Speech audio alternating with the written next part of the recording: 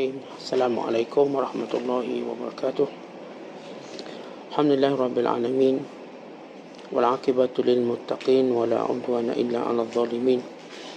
Asyhadu an la ilaha illallah wahdahu la syarika lah. Wa asyhadu anna Muhammadan abduhu wa rasuluh. Allahumma salli wa sallim wa barik ala sayyidina Muhammad wa ala alihi wa sahbihi ajma'in wa ba'du. Qala al-musannifu rahimahullahu ta'ala wa nafa'ana Allahu bihi wa bi'ulumihi fid dharain amin.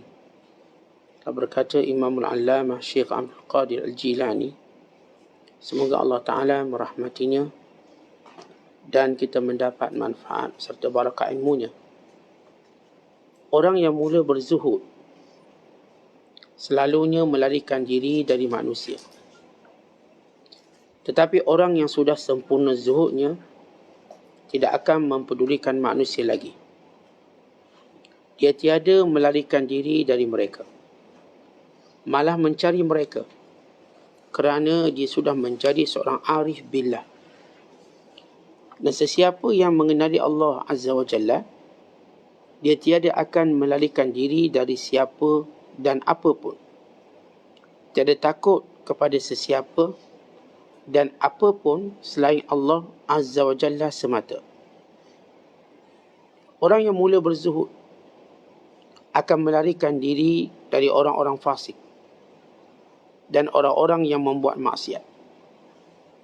Tetapi orang yang sudah berada di dalam kezuhudan malah mencari mereka.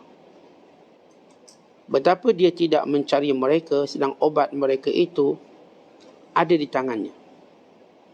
Sebab itu ada setengah mereka mengatakan, tiada siapa yang mahu ketawa di hadapan orang yang fasik, melainkan orang yang arif billah sahaja. Siapa yang sudah sempurna makrifatnya kepada Allah Azza wa Jalla, dia bakal menjadi petunjuk jalan kepada orang-orang fasik itu. Di tangannya ada jaringan untuk memancing manusia dari lautan dunia, lalu memberinya semacam kekuatan untuk mengalahkan iblis dan bala tenteranya. Dia menarik manusia dari tangan iblis itu. Wahai orang yang menyingkirkan dirinya dalam kezuhudan kerana kejahilannya, majulah ke hadapan dan dengar apa yang akan kukatakan ini. Wahai para zuhud di bumi ini, majulah untuk menghancurkan tempat pertapaanmu dan mari kemari dekat kepadaku. Kamu semua telah singkirkan diri kamu di dalam khalwat kamu tanpa perlu. Apa yang kamu dapat? Mari datang kepadaku dan kutip buah-buahan hikmah di halaman kebunku. Moga-moga Allah merahmati kamu. Aku tidak mahukan kedatangan kamu itu buat maslahatku, tetapi aku mahukan kedatanganmu itu buat maslahat kamu sendiri. Muslimin dan muslimat sedang penonton yang dirahmati Allah sekalian, Syekh Abdul Qadir membicarakan tentang zuhud dan tingkatannya, zuhud dan bagaimana keadaannya. Serta beliau juga menceritakan bagaimana dan menjelaskan bagaimana penyelesaian terhadap kehidupan ini, sama ada di kalangan orang yang tidak mau beragama atau golongan yang sudah pun beragama. Bila kita sebut perkataan zuhud, maka yang dipandang, yang dilihat, yang menjadi cabaran ialah dunia dan segala isinya. Boleh dikatakan kefahaman orang awam umumnya, maksud zuhud maka dia akan meninggalkan dunia dan dia mula mencari hakikat kehidupan dia, sehinggalah dia mengenali penciptanya. Kalau kita melihat sejarah manusia dan dunia, ketika mana tidak ada dunia dan segala kekayaannya, mereka menginginkannya. Mereka mencari dan berusaha bersungguh-sungguh mendapatkannya. Tetapi sesudah mereka mendapatkannya, mereka merasakan kekosongannya. Lalu mereka membuangnya kembali. Kemudian mereka merasa keperluannya kembali, mereka kembali semula ke dunia. Begitu tabiat manusia. Betapa ramai kita dengar cerita dan sampai ke telinga kita. Orang yang dulunya tak ada apa-apa, kemudian nak dunia, kemudian dia rasa macam susah pula dunia, maka dibebaskan dirinya. Dia kembali menjadi orang biasa. Kemudian dia ingin ke semula. Dia pergi mendapat kembali. Begitu keadaan hidupnya tanpa ada matlamat. Bagi bermuamalah dengan dunia, ia mesti dimuamalah dengan cara, dengan makna zuhud. Kita tak boleh muamalah dunia dengan nafsu. Kalau kita muamalah dunia dengan nafsu, kita akan kalah. Sama ada kita memperolehinya atau tidak, kita akan kalah. Ada orang sebab tak dapat dunia, dia kalah, dia putus asa, dia kecewa. Ada orang dapat dunia pun kalah. Akhirnya dia rasa tekanan hidupnya, kekosongan dirinya. Akhirnya dia merasa tekanan-tekanan yang pelbagai, maka dia bunuh diri. Yang bunuh diri ni bukan orang miskin je, orang kaya bunuh diri. Orang yang dah berstatus bilioner membunuh diri. Supaya kita tahu bila manusia jahil tentang muamalah dengan dunia, dia akan kalah. Sama ada golongan yang pertama, yang nak dunia tapi tak dapat, kalah. Atau yang nak dunia dan dapat pun kalah. Dia juga akan kecewa. Dia juga akan bersedih. Maka untuk memperolehi dunia, maka kita perlu ada senjata namanya zuhud. Bila seorang itu ada zuhud, maka segala musibah dunia itu akan menjadi mudah. Sebagaimana yang disebut oleh Sayyidina Ali radhiyallahu ta'ala anhu bila beliau menyatakan, man zahada fid dunya hanat alaihi al-masaibu. Siapa yang benar-benar berzuhud, maka segala musibah dunia kecil. Musibah dunia kecil. Sebab musibah, bila kita ambil dunia, musibah akan goncang dunia. Bila kita tak dapat dunia pun, musibah akan goncang hidup kita. Musibah juga perlu ada cara untuk menghadapinya. Hanya orang yang mempunyai makna zuhud, ataupun dalam dirinya ada zuhud, orang ini dapat mengatasi segala-galanya. Sebab itu penting zuhud. Kan itu bila Hasan Basri ditanya, siapakah orang yang benar-benar alim? Sebab kami dengar orang alim ni dia boleh menukilkan atau menakalkan 30-40 pendapat, pandangan, lalu merujuk kepada kitab Fulan bin Fulan, lalu dia memberi istinbat dan sebagainya. Baik kata Hasan Basri, orang zuhud ialah innamal faqih az-zahidu fid dunya. Orang zuhud itu ialah orang yang faqih itu, alim itu ialah yang zuhud di dunia. Al-basiru bidinihi, dia memang mengenali agamanya, mendalami agamanya. Al-mudawimu ala ibadati rabbih, dan berterusan dia dalam ibadat kepada Tuhan. Berterusan. Pertama, al-faqih, innamal faqih az-zahidu fid dunya. Orang yang alim benar-benar, dia memang zuhud dunia. Al-basiru bidinihi, memang pandai hal agama. Al-mudawimu ala ibadati rabbih, dia berterusan buat ibadat. Sakit atau sihat, senang, kaya atau susah, miskin, sibuk atau lapang, muda atau tua, dia sentiasa. Maka ini benar-benar orang yang faqih. Ia bermula dengan sifat zuhudnya. Sebab orang faqih ni, tuan-tuan, dia nak pimpin manusia. Dan manusia nak dipimpin ni macam-macam. Ada orang kaya, ada khalifah,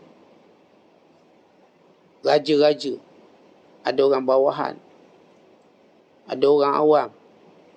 Maka kalau sekiranya dia tidak berzuhud, maka dia akan menangani dengan cara yang tidak tepat.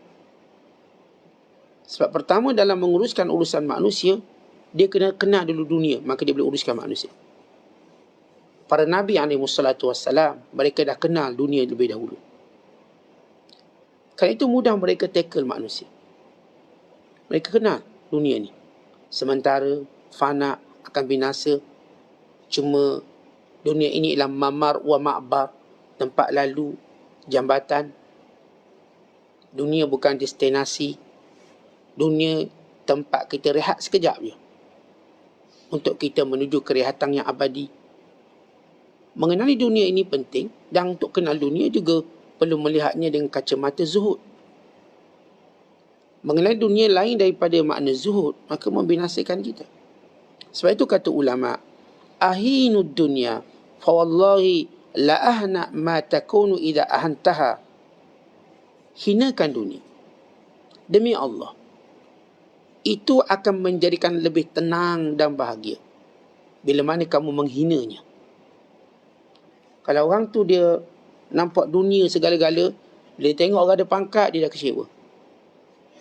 Dia tengok orang ada harta, dia tak ada, dia kecewa. Dia tengok orang tu anak-anak bijak pandai masuk universiti, dia kecewa. Dia tengok orang tu fulan bin fulan sekian-sekian dapat, dia kecewa. Ketahuilah semua benda itu tidak ada nilai sebenarnya. Ia cuma ujian. Anak-anak dia cerdik, ujian Allah pada dia.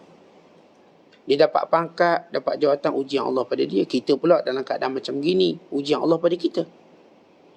Maka jangan orang sihat dengki, jangan orang sakit dengki pada orang sihat. Sebab kita diuji dengan sakit, dia diuji dengan sihat. Jangan pula orang sihat merasa dia lebih mulia pada orang sakit. Sebab dia diuji dengan sihat. Dan yang ini diuji dengan sakit. Jangan orang miskin merasa dengki dengan orang kaya. Dia diuji dengan kekayaan, kita diuji dengan kemiskinan. Jangan orang kaya dia rasa dia lebih baik pada orang miskin. Dia diuji dengan kesenangan. Yang ini diuji dengan kesusahan.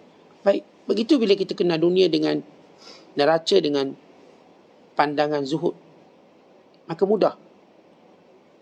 Bila kita tahu zuhud ini menjadikan seorang hidup atas dunia ini tanpa ada banyak kerenah. Tenang dia. Dia melihatnya sama. Dia melihat permukaan air itu sama. Untuk dia bergerak satu tempat. Tak ada bezanya. Sama ada di dalamnya ada batu karangnya, di dalamnya ada segala keindahan, baginya sama. Dia cuma nak lintas. Nak lintas air ini sampai ke destinasi. Di bawah ada ikan besarnya, di bawah ada ikan kecilnya, atau di bawah ada ikan pausnya, ikan joshnya, ikan jerungnya. Dia tetap fokus destinasi. Dia bukan fokus bawah. Kalau tuan-tuan naik boat, tuan-tuan naik kapal, tuan-tuan naik baterai, kita ada tempat kita nak pergilah. Seberang sana kita nak pergi. Dalam air itu macam-macam. Peringkat kita mula-mula lalu tadi, yang saya katakan mungkin indah dengan segala karang lautnya dan sebagainya. Kemudian tengah lagi segala ikan-ikan besarnya, ikan merah ada, ikan jemuduk ada, ikan itu ada. Tak, kita bukan nak tangkap ikan, kita nak bergerak menuju destinasi kita. Di dalam tu biarlah apa pun. Kita jalan sampai kita sampai destinasi. Di dalamnya juga ada bahaya. Demikian bila kita kenal dunia. Maka zuhud tadi menjadikan kita kenal dunia, kita kenal ahli dunia. Lalu dengan semua benda ini tidak menghalang kita untuk kenal Tuhan. Bukan dia membantu kita kenal Tuhan, membantu kita kenal akhirat. Ada seorang ulama namanya Tawus bin Kaisan, seorang tabi'in. Tawus bin Kaisan satu hari sedang dia mengajar. Datang anak khalifah, itu Sulaiman bin Abdul Malik, anak dia. Dan anak dia pun duduk sebelah Tawus. Ini anak pemimpin negara. Bukan negeri kecil, tuan-tuan, negara. Duduk. Falam yaltafid ilaih. Tawus tak tengok pun dia. Dia tetap mengajar macam biasa. Kerana baginya duduk bawah semua sama. Kamu nak belajar. Kamu kena belajar. Tanpa mempedulikan siapa dia. Ini Atha' bin Abi Rabah. Sedang beliau mengajar. Maka datang khalifah bersama dua orang anaknya. Dan duduk di satu tempat. Di mana Atha' bin Abi Rabah, murid kepada Ibn Abbas, tidak mempedulikan kehadiran khalifah tadi. Dia tetap kuliah macam biasa. Memberi fatwa. Sehingga anaknya berkata, ayah, kenapa orang muliakan dia seumpama itu? Kita ni kan kerabat dia raja. Dan kenapa orang semua tunduk mendengar dia cakap? Patuh. Maka kata ayahnya, diam kamu. Lihat bagaimana ilmu mengangkat orang tu. Diam kamu. Duduk dalam majlis semua tanpa Atha' bin Abi Rabah memandang dia. Maka beliau teruskan. Sebab ini orang zuhud. Dia tidak membezakan semuanya. Dia nampak sama. Dan dia melihat bahawa perintah Allah itu lebih utama daripada segala-galanya. Inilah golongan yang disebut oleh ulama. Dunia datang kepadanya, dia melarikan diri. Sedangkan kita pula, dunia lari daripada kita, kita duk kejar dia. Mereka, dunia datang, mereka lari, mereka tak peduli. Kita tuan-tuan, dunia lari, kita kejar. Itu sampai langgar solat maghrib, solat subuh, sampai terbabah solat asar, sebab kejar ke dunia. Habis fardu-fardu kita rosak. Sampai dalam semayang pun kejar dunia lagi. Mereka tuan-tuan, dunia datang, mereka lari. Mereka ada peluang. Ini Imam Az-Zuhri. Dia dikenali baik dengan khalifah. Tuan-tuan, baik dengan khalifah ni bukan calang-calang. Dia boleh dapat banyak benda. Dia tak pernah minta apa. Dia gunakan peluang untuk bersama khalifah untuk menasihatinya. Tak ada benda dia nak. Dia tetap nampak bendanya sama. Ulama ini yang ditakuti oleh pemerintah. Sebab mereka tak inginkan sesuatu, mereka menasihati. Ini orang-orang yang saya katakan kerana mereka bermuamalah dengan dunia dengan zuhud yang sebenar. Sebab zuhud yang sebenar itu juga kata, sebagaimana kata Imam Al-Thawri, ialah orang yang ingat mati. Dia tahu macam mana pun awak senang mati, saya mati, awak mati. Kisar amali. Dia tak ada panjangan kan. Dia tahu, tuan-tuan, kita dapat apa pun kat dunia ni. Bukankah kesudahan kita mati? Setinggi mana pun pangkat orang tu, kesudahan dia mati. Daripada dia ada atas tanah, dalam istana, atas bangunan pencakar langit, akhirnya semua berada di bawah kubur, dalam kubur. Ini realiti. Baik, kemudian Syekh menyebut, baik, wahai orang yang berzuhud, biasa orang zuhud. Baik, saya katakan bila seorang mula mempelajari zuhud, dia ada tingkat zuhud. Dia ada pintu masuk dia. Dia ada pertengahan dia, kemuncak dia, dan dia ada tempat jalan keluar dia. Dia ada peringkat-peringkat. Dia ada kemuncak zuhud. Baik, mula-mula seorang zuhud nak baiki diri, maka dia akan menjauhkan diri daripada manusia. Itu mula-mula. Sebab dia perlu mengenali dirinya, kemudian mengenali manusia, kemudian mengenali dunia. Ini peringkat mula dia. Dia perlu memperbanyakkan zikirnya, perlu mujahadahnya. Dia umpama seorang budak yang perlu belajar banyak benda. Maka dia tak boleh bergaul dengan banyak orang. Maka dia melarikan diri daripada pergaulannya. Tetapi, bila sudah matang zuhudnya, dia akan bergaul dengan manusia. Sebab dia sudah menjadi arif billah. Waktu itu dia seumpama ikan yang tak akan masin walaupun lautan masin. Dia tak akan masin. Yang dia mampu bergerak bebas walaupun banyak halangan. Kenapa? Dia sudah berada dalam posisi arif billah. Maka dia akan bergaul dengan orang. Sebab Islam, bila Nabi SAW menyatakan, Al-mu'minul qawi khairun wa ahabbu ilallah minal mu'minul da'if. Orang beriman yang kuat, lebih Allah sayang dan suka. Berbanding orang beriman tak kuat. Kuat di sini dia sebut dia bergaul dengan manusia. Seorang bila bergaul dengan orang ni tak kuat.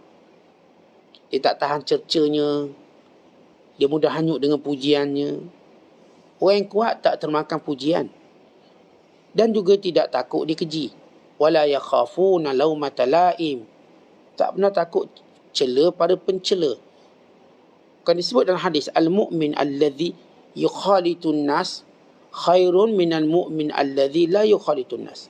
Al-mu'minul ladhi yukhalitun nas wa yasbiru ala adhahum khairun minal mu'minul ladhi la yukhalitun nas wa la yasbiru ala adhahum.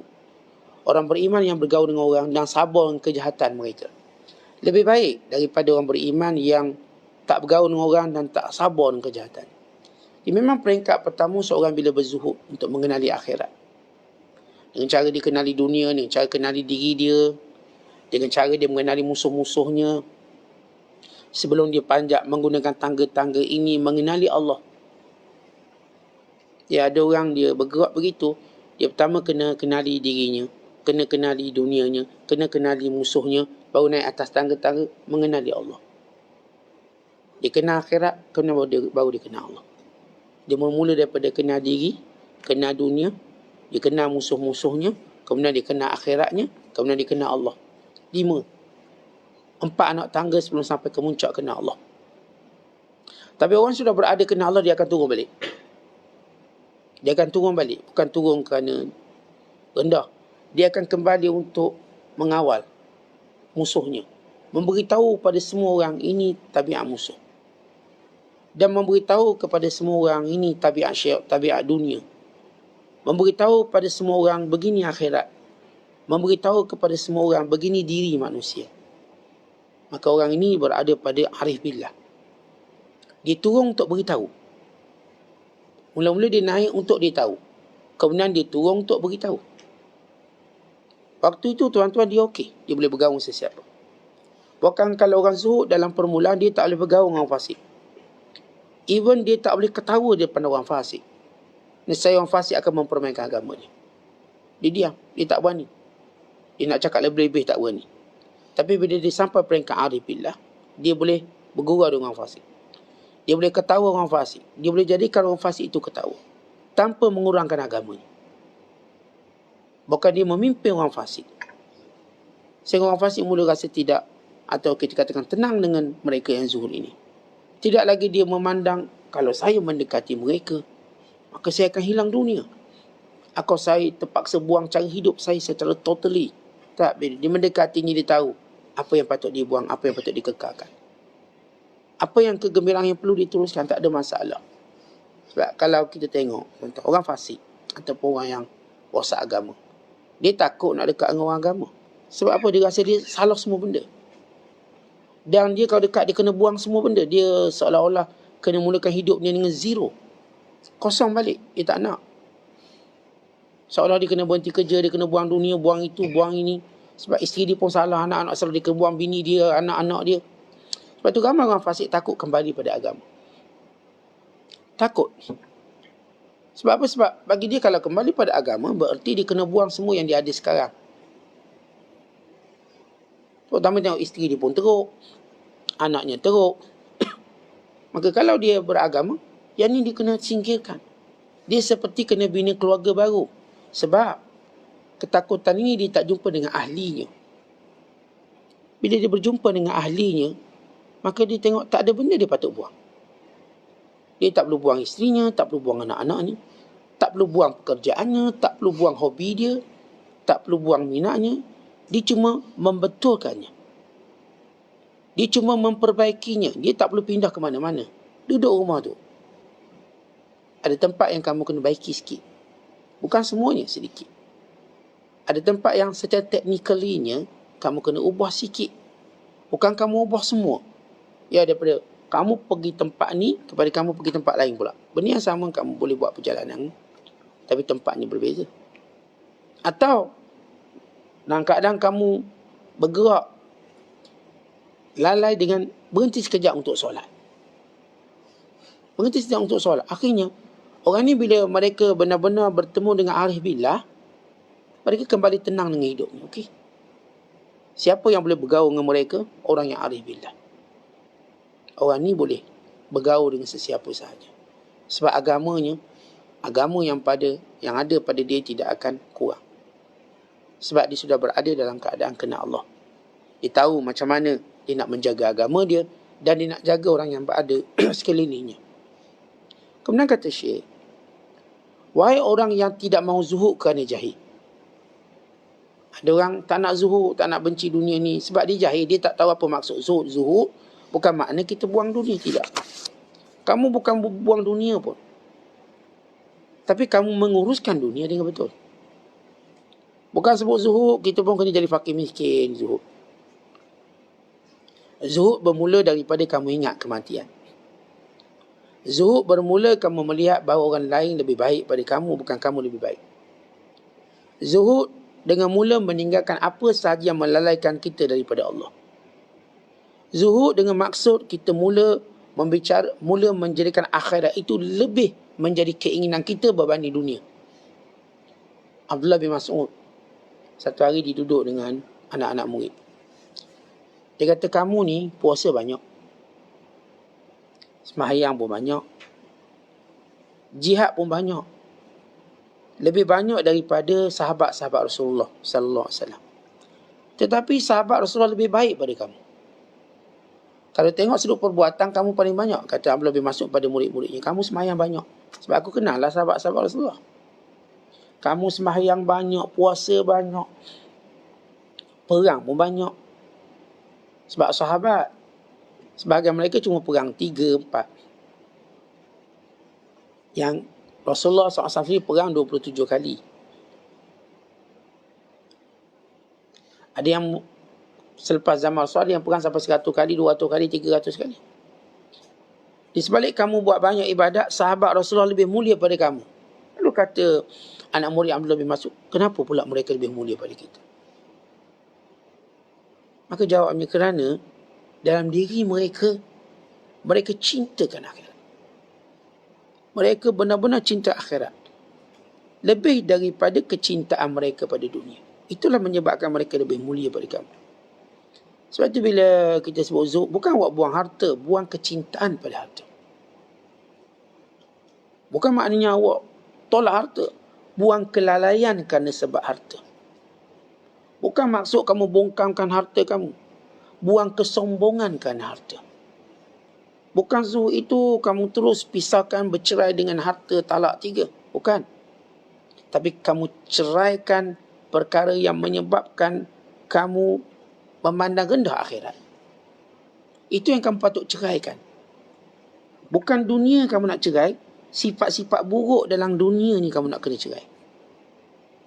Kena ceraikan dia talak 3. Jangan kerana harta kita sombong. Jangan kerana harta kita lalai dengan Allah. Jangan kerana harta kita kurang menyebut nama Allah. Jangan kerana harta kita lihat dunia lebih utama pada akhirat. Buang benda tu, sila ambil. Sila ambil banyak mana kamu nak ambil. Sebab dalam kamu ambil, kamu tak cinta pun. Dalam kamu ambil, kamu tak lalai pun.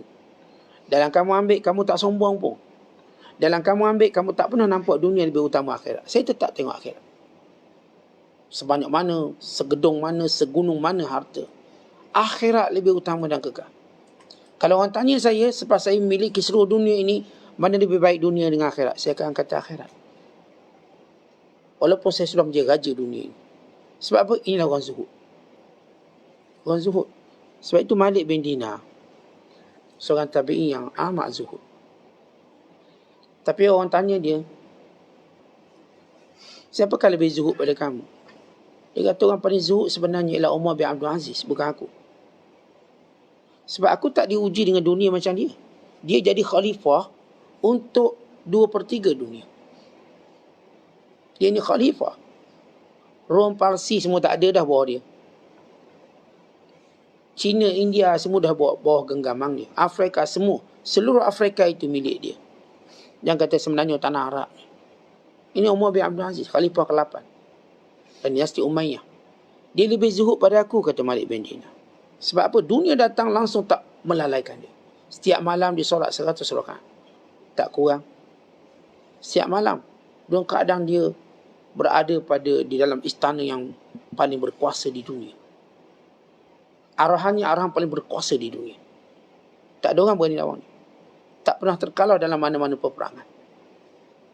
Tak pernah terkalau dalam mana hujah dan perdebatan. Segalanya beliau ada. Tentera yang jumlahnya jutaan manusia.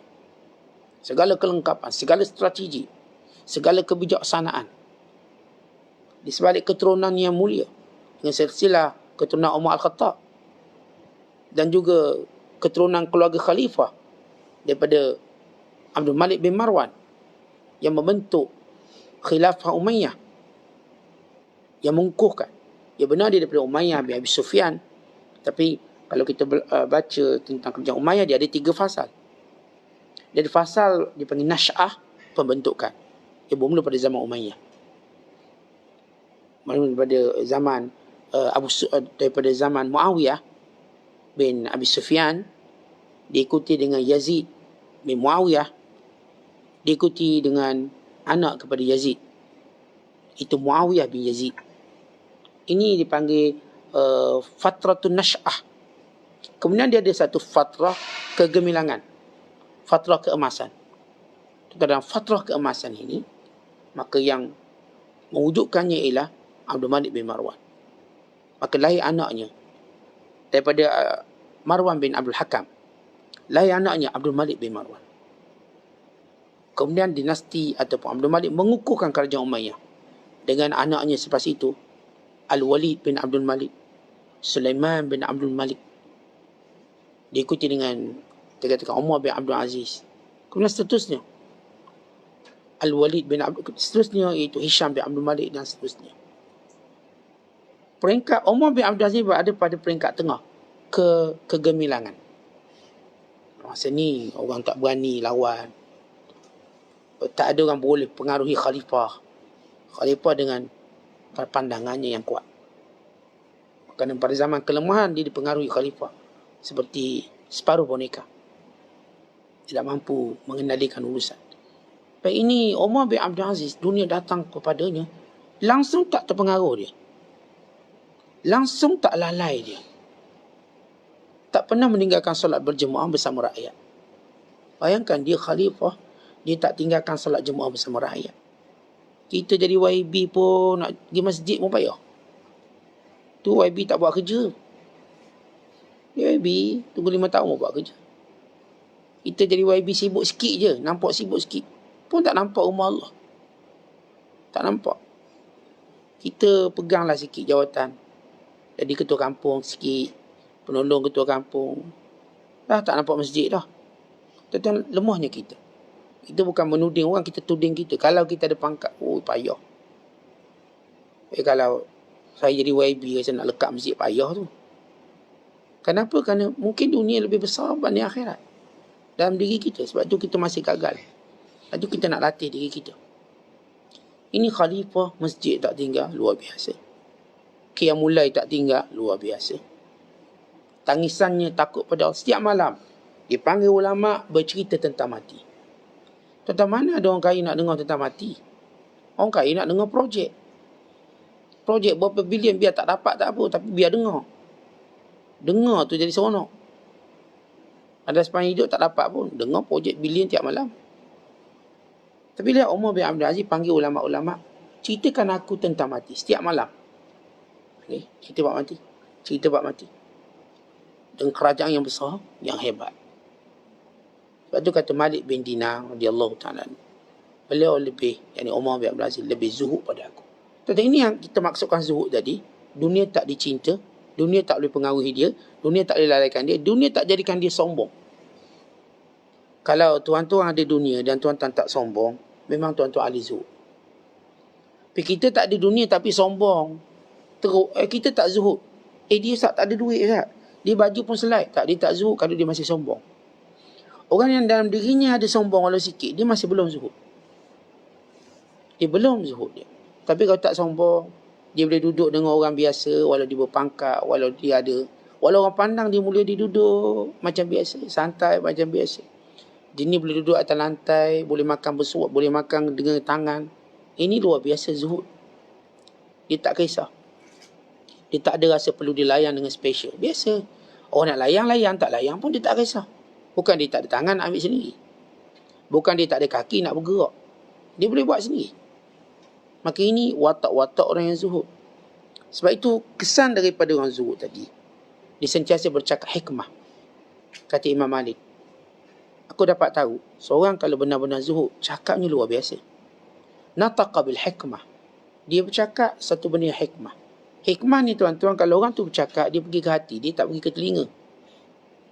Kalau tuan-tuan dengar seorang bercakap, perkataan dia sampai ke hati, dia ni ahli hikmah. Kalau perkataannya dengar kat telinga, dia ni ahli khibrah, ahli ilmu. Dia ni ensiklopedia. Dia cakap, kita dengar dengan telinga kita. Oh, kita pun tahu. Dia ni ahli khibrah atau disebut ahli ilmu. Tapi kalau sekiranya dia bercakap sampai ke hati, ini ahli hikmah. Tapi kalau dia bercakap sampai kita boleh berubah, ini ahli makrifah. Ahli makrifah ni tuan-tuan, dia dicakap dengan kita boleh berubah. Padahal orang lain banyak juga cakap. Isteri kita tiap-tiap malam cakap tak berubah.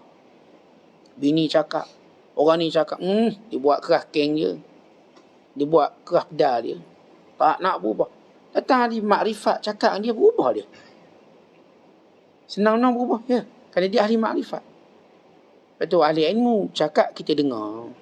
Kita dapat ilmu banyak. Ahli hikmah cakap kita dengar dengan hati. kita boleh simpan. Ya, kita berubah tapi perlukan masa sikit. Yang al-hikmah. Percakapannya Masya Allah jami' mani'. Dia cakap daripada mula sampai penutup, kita nampak apa dia nak cakap tu. Kita faham. Bukan kita mungkin lebih jauh faham daripada apa yang disampaikan. Kita jadi lebih faham lagi. Dan bila sampai kita kepada golongan ahli makrifat atau dikenali juga arif billah, dia ubah orang. Dia bercakap bukan nak suruh orang dengar. Dan dia bercakap bukan juga nak suruh orang faham. Dia bercakap nak suruh orang berubah. Atau orang kalau bercakap nak suruh orang berubah lain.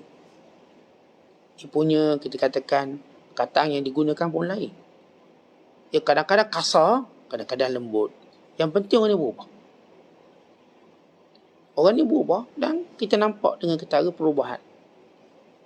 Maka Syekh Abdul Qadir kata, wahai orang yang takut jadi zuhud, datang sini. Dan wahai orang yang sudah pun berzuhud, tinggalkan tempat kamu beruzlah pun kamu datang sini. Sebab aku nak beri apa yang lebih baik. Datang di halamanku, banyak hikmah aku nak beri pada kamu. Beliau bercakap kepada orang yang takut untuk zuhud kerana mereka faham zuhud ni tinggal dunia. Mereka faham, oh jadi zuhud saya kena tinggal hobi. Jadi zuhud saya macam kena duduk masjid 24 jam. Ini orang-orang yang dangkal kefahaman. Datang sini. Biar aku ajar makna zuhud sebenarnya. Wahai orang yang sudah pun berzuhud, takkan sampai bila-bila kamu nak bertapa macam tu. Mari sini. Biar aku ajar satu yang lebih beri manfaat pada agama. Lebih benar. Lebih menunjukkan kepahaman pada agama. Ni banyak hikmah. Daripada halaman rumah lagi dah ada buah-buah hikmah kutip. Daripada luar bawah. Yang boleh maksudkan, kalau kamu masuk dalam madrasah aku, Syekh Abdul Qadir ada madrasah dia, juga dikenali dulu dengan nama riba. Kalau kita hari ni nama madrasah, nama pondok, nama pesantren, nama dayah, nama apa lagi, nama kutab, nama rawak. Dulu disebut nama riba. Riba. Riba mana orang duduk situ dia akan ikat diri di situ. Riba. Macam camp. Macam kalau tentera dia berperang, kemudian dia perlu berada dalam camp untuk menunggu musuh atau bimbang serangan musuh, dia akan duduk dalam camp. Ini, keadaan ini dipanggil riba. Riba ni tuan-tuan, siapa yang mati, pahalanya tetap berjalan. Kelebihannya macam mati syahid. Tidak ada pahala yang terus berjalan selain daripada ahli riba. Maksudnya, kalau dia mati, yang dibuat dulu sembahyang puasa jalan. Kita kalau mati tuan-tuan, sembahyang kita dah habis. Puasa kita pun dah habis. Yang ada pun cuma 3 perkara je menjadi jariah. Sedekah kita, ilmu, anak yang soleh. Mereka ahli riba, puasa mereka, sembahyang mereka, mengaji Quran mereka, jalan pahala. Walau mereka tak ngaji. Maksudnya, mereka mati dulu dah tak boleh ngaji, dah tak boleh solat. Tapi pahala dia jalan sampai hari kiamat. Itu kelebihan riba. Sebab itu ramai orang nak beriba. Antara yang beriba ialah Bilal bin Rabah. Bila Rasulullah SAW wafat, maka beliau memilih untuk riba di Syam. Sehingga mati di Syam. Dan antaranya ialah Abdullah bin Mubarak, seorang ulama yang meninggal tahun 181 Hijriah. Amirul Mukminin fil hadis. Beliau seorang ahli tafsir, seorang ahli hadis, faqih, zuhud dan juga seorang murabit. Beliau itu beriba untuk menunggu kedatangan tentera Rom. Dan kisah yang masyhur tentang bagaimana beliau dalam silisi peperangan dengan Rom. Dia orang berani, orang gagah. Dia pernah menewaskan pahlawan Rom yang paling gagah sekali. Kan dia ni gagah, maknanya dia bukan sekadar ulama, dia ada status stamina yang kuat. Dia stamina kuat, dia ada semangat yang kuat. Dia ada patriotik yang kuat, semangat jihad yang luar biasa. Ini kisah Abdullah bin Mubarak, mujahid yang tak terkenal dengan jihadnya tapi lebih terkenal ilmunya. Ya, kerana ilmu itu lebih tinggi. Tapi beliau bukan seorang yang mudah terkalah dalam peperangan. Baik, jadi tuan-tuan sekalian, bila kita sebut tentang Syekh Abdul Qadir sebut, ni datang ke riba aku, kamu kutip hikmah dekat halaman rumah aku lagi, halaman kebun-kebun aku lagi. Yang beliau maksudkan kebun ini ialah majlis ilmunya. Sebab kata Nabi SAW, "Idza maradtum bi riyadil jannah farta'u." Bila mana kamu lalu di kebun-kebun syurga, maka hendaklah kamu singgah ambil manfaat. Maka ini kebun-kebun ku, yang ni majlis-majlis ilmu ku, ni orang hidup dengan ilmu ku, maka kamu dapat kutip buah-buah dia. Untung. Sebab itu di sini Syekh Abdul Qadir nak sebut apa? Ketinggian ilmu, sehingga walau kamu dalam situasi yang dah bagus, tapi jangan berhenti untuk tambah ilmu. Si Zuhud ini sudah bagus orangnya, tapi tambah ilmu supaya Zuhud itu pergi kepada kemuncak dia. Yang takut pada Zuhud ini juga, macam mana nak ubah dia? Dengan ilmu, sehingga persepsi kamu tentang Zuhud tadi. Sebab saya katakan, kalau kita ajak orang berzuhud, orang takut sebab dia nampak kena buang semua. Kan? Kita dah sebut dalam definisi zuhud, tidak ada ulama kata buang dunia. Tapi kalau mereka sebut buang sekalipun, maksudnya buang daripada hati. Kalau mereka sebut buang pun maksud buang kecintaan. Atau jangan jadikan dunia ni sebab kelalaian atau sebab kesombongan. Kalau orang dengan dunia tadi, dia banyak dunia tapi dia boleh ingat mati, dia zuhud. Dengan banyak dunia dia tak lalai daripada mengingati Allah, dia zuhud. Dengan banyak dunia dia tak pernah sombong pun dengan orang, dia zuhud. Dengan banyak dunia dia tak pernah lebihkan dunia berbanding akhirat. Tetap akhirat utama. Inilah ahli zuhud. Mereka nak orang yang kita katakan kalau cakapnya berhikmah. Ya, kalau buatnya ibadat khusyuk, maka biar kita dapat kepahaman yang sebenar. Jadi kalaupun kita seolah macam Syekh Abdul Qadir nak kata macam ni, tuan-tuan, kalaupun tuan-tuan ada bagus agama, datang sini lagi untuk kita tambah ilmu. Kalau tuan-tuan salah faham tentang agama, datang sini untuk belajar. Sebagaimana ni kita kata juga begitu. Saya juga kata begitu. Kalau tuan-tuan rasa kalau saya faham agama nanti bermasalah, saya kata datang sini, kita belajar supaya awak faham betul. Kalau seorang rasa macam dah bagus, dah baik, datang juga ke sini. Mari kita tambah ilmu. Sebab ini yang kita diperintahkan. Wa qur rabbi zidni ilma. Wahai Muhammad, katakanlah, wahai Tuhanku, tambahkan ilmu. Ilmu yang perlu kita tambah. Ya mungkin satu hari kita belajar sejam, 2 jam, even 3 jam sampai habis data internet kita ni, 4 jam, 5 jam, kita tak pernah rugi. Tak pernah rugi. Ustaz, saya internet saya habis mengaji, Ustaz. Dengar kuliah subuh, dengar kuliah maghrib, habis data internet. Ambil data RM35 sebulan ni. Itu pun kena pandai-pandai ni. Mana cari tempat-tempat ada wifi. Ambil sikit wifi tu, syafaat wifi. Tentang apa yang kita labur untuk ilmu, kita tak pernah rugi. Yang duk tengok benda yang tak berapa manfaat berjam-jam, belum tentu kita untung. Tapi rugi tu dalam tangan. Tapi bila kita ambil manfaat ilmu, sampai tuan-tuan kalau zaman sekarang data internet habis. Data internet habis ni lebih bahaya daripada habis duit. Data internet boleh gila. Data internet penting, internet hari ni. Tapi ia menjadi bukti di hadapan Allah, kita pernah menghabiskan apa yang kita sayang untuk mengenali Allah. Saya pernah habis data internet kerana saya nak dengar kuliah. Masya Allah, ini hujah yang baik. Ini satu alasan yang amat bermanfaat akhirat kelak. Kalau sahabat dulu dihabiskan duit untuk berjuang pada jalan Allah, kita habiskan data internet untuk mengenali, untuk mempelajari ilmu. Maka ini satu kebaikan yang tak akan dilupakan. Al-birru la yunsa, kebaikan yang tak dilupakan di sisi Allah Subhanahu Wa Taala. Kerana itu tuan-tuan sekalian, fahamlah agama dengan cara yang sebenar. Nescaya dia akan mengindahkan apa yang dah indah dan memperbaiki apa yang rosak. Dia akan menjelaskan apa yang sama-sama. Dia akan menambahkan keyakinan apa yang sudah jelas. Itulah dia ilmu, itulah dia penambahannya. Wallahu a'la wa bis-shawab. Assalamualaikum warahmatullahi wabarakatuh.